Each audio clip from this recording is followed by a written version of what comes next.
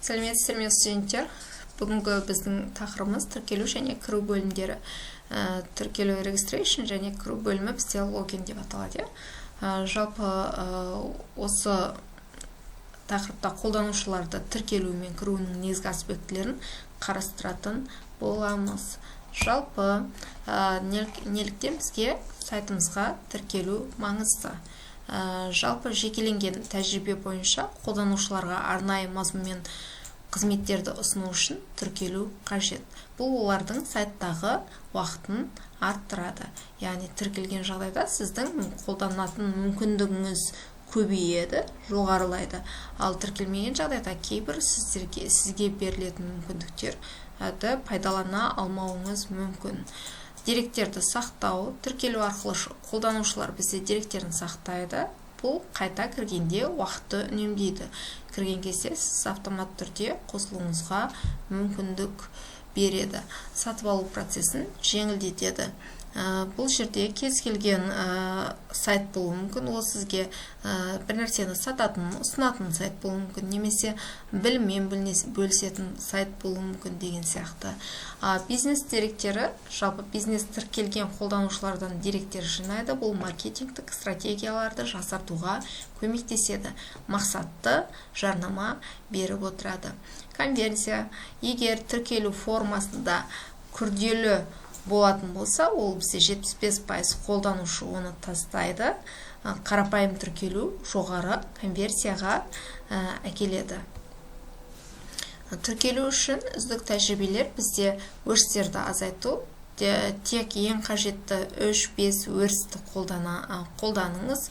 Бұл тіркелу процесін жылдамдатады. Яғни қолданушылар үшін ыңғайлы болады. Екінші нақты қате хабарламалары, яғни қателер туралы түсінікті хабарламалар беріп, қолданушыға қатені түзетуге көмектесетін нұсқаулар беру қажет. Яғни әлеуметтік желі арқылы тіркелу. Google мен Facebook арқылы тіркелуді ұсыныңыз. Бұл тіркелуді оңайлатады, уақытты үнемдейді. Бұның барлығы үздік тәжірибелерге сүйене отырып ұсынылып отқан ұсыныстар. Құпия сөз күштілігі, бұл бізде құпия сөздің күштілігін көрсететін индикатор қосыңыз. Бұл қауіпсіздікті арттырады, қолданушыға сенімділік береді.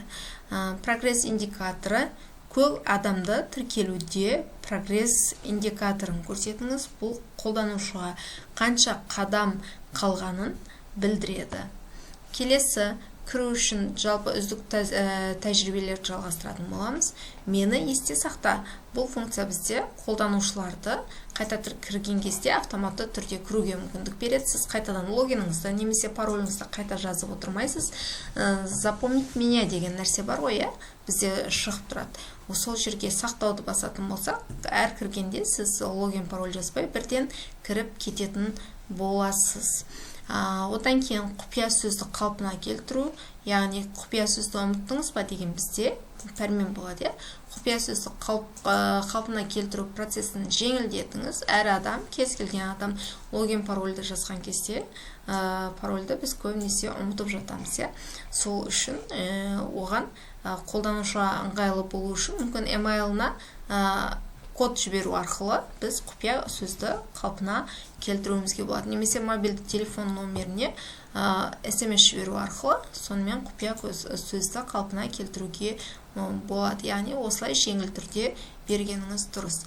Одан кейін биометриялық кіру, саусақ ізі немесе Face ID арқылы кіруді қосыңыз. Бұл қауіпсіздікті арттырады, кіруді жылдамдатады. Яғни саусақ ізінен көрі бізде саусақ ізі мобильді приложениелерде жүзеге асыватса, ал бізде сайтта үлкен экранға кірген кезде биометрия арқылы, яғни Face ID арқылы кіргеніміз жөн. QR код арқылы кіру, яғни қазіргі таңда актуалды, кез келген жерде QR кодтарды кеңінен қазір қолданып жатыр. QR код арқылы кіру функциясын ұсыныңыз. Бұл әсіресе мобильді қолданушылар үшін ыңғайлы болады. Яғни QR кодты өзіміз сканерлейміз, ары қарай бірден жүйеге кіріп кету мүмкіндігі беріледі. Яғни құпия сөзді жазып жатып, немесе бетіңізді түсіріп жатып, әуре болмайсыз. тек қана интернетіңіз жақсы жұмыс жасап тұрса болғаны. Қауіпсіздік ерекшеліктері. 2 факторлы аутентификация, яғни бұл МПА бұзу қаупін 99.9%-ға төмендетеді. Бұл қосымша қауіпсіздік қабатын қосады. Деректерді шифрлау, құпия сөздерді хэштеу және SSL, TLS арқылы деректерді шифрлауға міндетті. Бұл деректердің қауіпсіздігін қамтамасыз етеді. Rate limiting, бұл шабуылдарды болдырмау үшін rate limiting қолданыңыз. Бұл жүйеге шамадан тыс жүктемені болдырмайды. CTPR сәйкестігі бізде бұл деректерді қорғау заңдарына сәйкестік, бұл заңды талаптарды орындауға қамтамасыз ететін болады.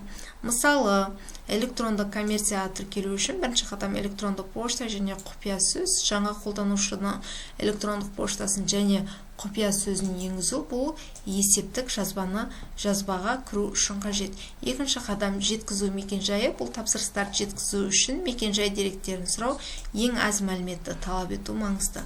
Үшінші қадам бойынша төлем ақпараттары. Бұл жерде міндетті емес, бірақ төлем деректерін сақтау мүмкіндігін ұсынып, бұл міндетті емес, бірақ келесі сатып алуды жеңілдетеді. Қонақ ретінде тез төлем, тіркеусіз тез төлем жасау мүмкіндігін қамтамасыз етіңіз. Бұл қолданушыларға таңдау еркіндігін береді. Келесі мысалдарға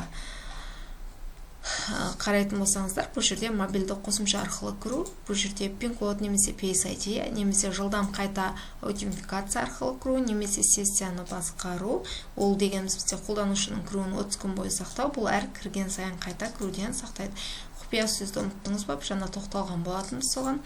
Қорытынды, жалпы қолданушыға ыңғайлылық пен қауіпсіздікті біріктіру маңызды, яғни үздік тәжірибелермен сіздермен бөлістік. Осылардан қай тәжірибе сіздерге тиімдірек деп санайсыз, соны сайтта өзіңіздің кіру блогыңызға қолдануыңызға болады. Жақсы, сау болыңыздар.